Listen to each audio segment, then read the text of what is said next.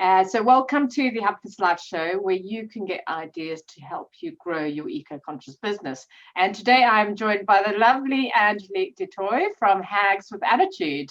So welcome, Angelique. Thank you very much, Karen. Lovely to be here.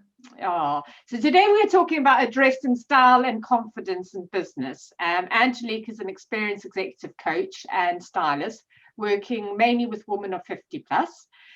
Who recognize the connection with their wardrobe and level of confidence also means we don't have to follow the seasonal fashion trends, and we can make more sustainable, conscious choices as well, which is quite a sort of prime topic at the moment around sustainable, ethical fashion.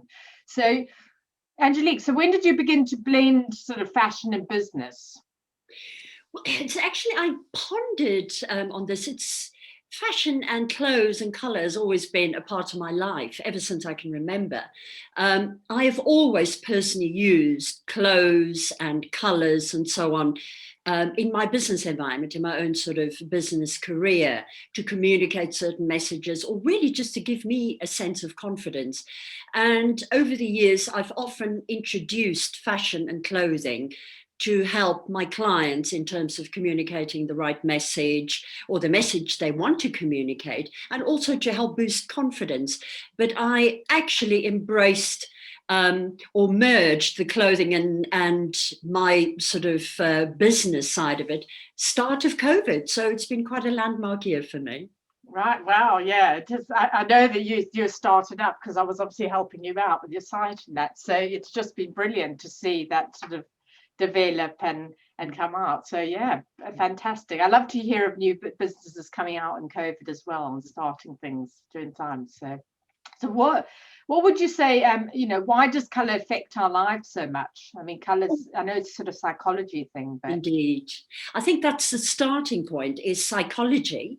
From that sort of emotive perspective, color has a tremendous impact and influence on our moods, on our emotions, how we feel about ourselves. And it's both conscious as well as subconscious. And if we can become aware of it, we can use that, obviously, effectively for our own benefit and use it consciously. So that's sort of on the psychological side. I mean, just to briefly pause, what we also don't realize is that we communicate much more through non-verbal language, whether it's body language, what we wear, the way we carry ourselves, the way we hold ourselves, the way we own space. All of the non-verbal stuff is so much more important than what about 7% are words that we use, or the actual words that we use, or the messages. So much of it is non-verbal. But I think from a practical point of view, based on what you were saying about sustainability, if we have a color palette that hangs together, we don't need half of the stuff that's in our wardrobe.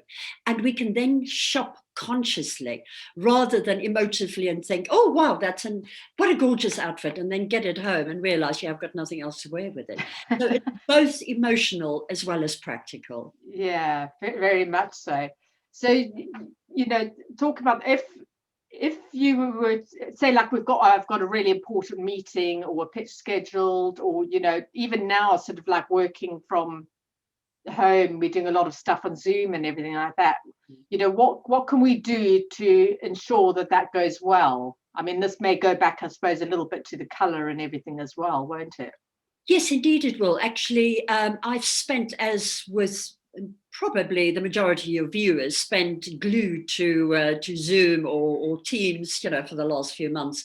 And I became aware of how unconscious people are in using clothes, color background, all of those sort of things to communicate their message. Because depending on the background one uses, you can blend away and you could disappear into the background if you don't have contrasting colors. Again, face to face, and probably online, even more important, is to emphasize and amplify the colors and the message you want to convey.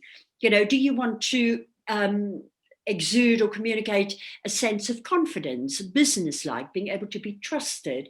What are the colors that would help you to communicate that?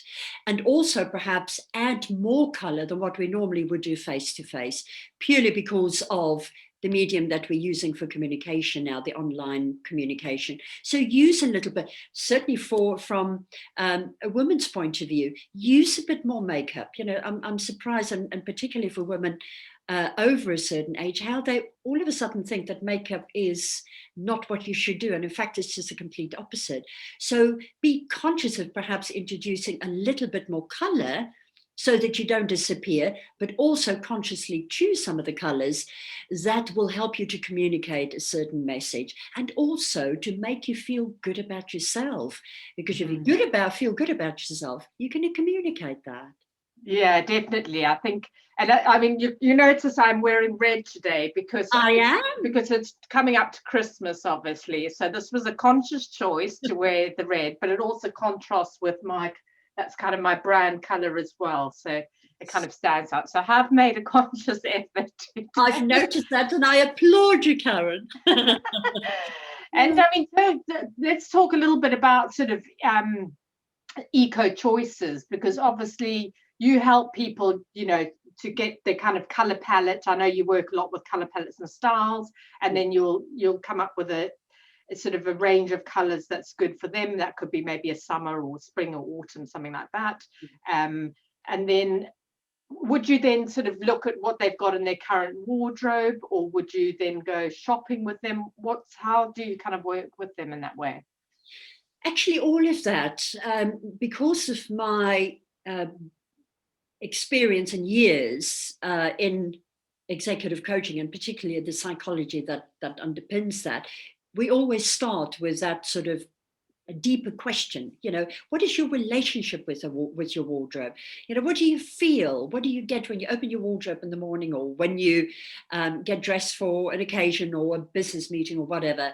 What is that relationship that you have? Now, that probably seems like a strange question, but it actually can be quite a powerful question for people when they actually stop and think. What is the relationship they have with their clothes? Why do they have the clothes in the wardrobe that they have? So we would start with that. And then we would look at some of those sort of clothing gremlins, what I like to call. But I mean, that's, conversation for another day. But then definitely color, because as I say, color will reduce and limit the amount of clothes that you have in the cupboard. It will also make dressing so much easier, because whatever's in your wardrobe is going to blend and complement each other. As I said earlier, you will also not go out and do impulsive buying for things that really you don't need, you can't wear because you haven't got anything else to match with it. It's amazing how many people's wardrobes consist of probably half of it of clothes that they can't wear because nothing else goes with it. So if you think of a half a wardrobe, or even just a quarter of a wardrobe that are languishing away and doesn't ever see the light today, imagine all the ecological impact on those clothes. If each one of us have a quarter of a wardrobe that we never wear, the impact that has on the environment. And the fashion is probably one of the worst culprits at the moment, and it's coming to the fore from the ways that we send waste back into the environment, to unnecessary manufacturing of clothes that we don't wear, not even to begin to mention the way that people are treated in some of those factories, the culture, the whole impact on their cultural environment. And also some of the processes of making it as well, I know, are very bad. Yeah. Absolutely. So what would you say is your top eco tip then, when it comes to this? Would you, what are your suggestions? Maybe go to sort of secondhand, something like that. Absolutely. My phrase is slow fashion. Think about slow fashion, the Italian sort of movement that started in the 80s about slow eating, but with the same philosophy.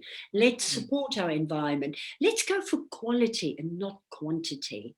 So be very conscious where you shop.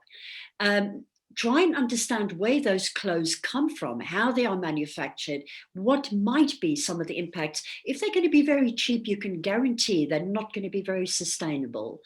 There are some fabulous first love clothes available. If you're a little bit a dab hand with a needle, you can transform something that you've had for a long while, or something you might get in a charity shop. There's so many different ways, but to have in mind this whole notion of slow fashion. I love that. Thank you so much. That's brilliant. Some really good tips there. I love the slow fashion. I know all about the slow food movement as well, actually, because I met a guy up in Norfolk and a few years ago and was speaking to him about that. So, so amazing. Thank you so much for coming and talking to us and giving us your tips and ideas. I'm sure there'll be lots of questions that people want answered. So both you and I can jump onto that afterwards and answer the questions in the comments. You can find Angelique at hagswithattitude.com. Love the name. It's been getting a great response when I've shared this out. So yeah, thank you for joining us, Angelique.